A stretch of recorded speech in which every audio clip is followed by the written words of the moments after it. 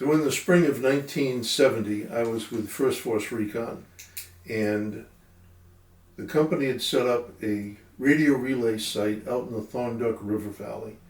And the radio relay site was there so that teams that were operating in and around the area could send their radio traffic to the radio relay site, which was called a 292 radio, and that would then be sent down to Da Nang, which was about 25 miles away.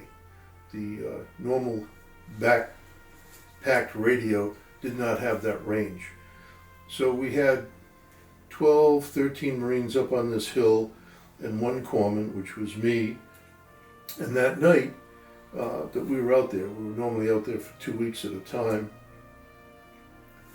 the North Vietnamese had put people around the base of that hill, and it was maybe 10, 11 o'clock at night, and we started to hear this, and it was bamboo sticks being hit together. And the first time we heard it, everyone stopped because there was no movement by us up on top of the hill, and then you'd hear in another direction.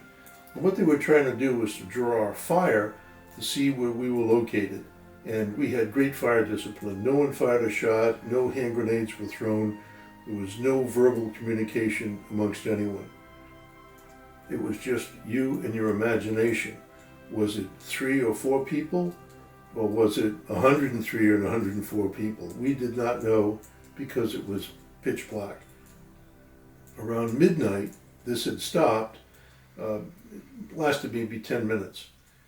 But around midnight, I heard this scream. And of course, my job is to go and answer that call. And I went over to this 2-man bunker, and there was a young PFC in there named Dixon. And he was African-American Marine, and he was down in this 2-man fighting hole, and he was holding on to his inner left thigh, and he was in a great deal of pain.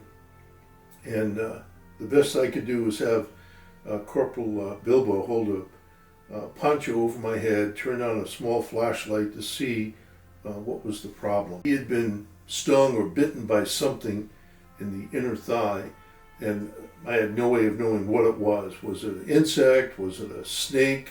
A spider? I did not know. And I had limited capability of easing his pain other than to give him Benadryl, which was going to ease that pain but make him sleepy.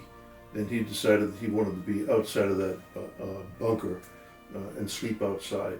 So in the morning, they were resetting sandbags on that particular fighting position that he was near.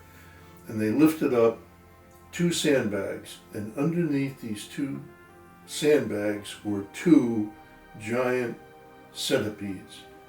And the assumption was that's what had bitten this young Marine in the inner thigh. And he recovered from it pretty well, but what we wanted to do was to capture these centipedes, put them in a box in a C-ration sleeve, tape it up, and send it back to 1st Med Battalion so people could see what else was out there that could do you harm. And this was the replica of the size of that centipede. And you don't want anything to do with a centipede this size in the middle of the night in the same hole that you're in. And that's what happened to him. So, great lesson learned.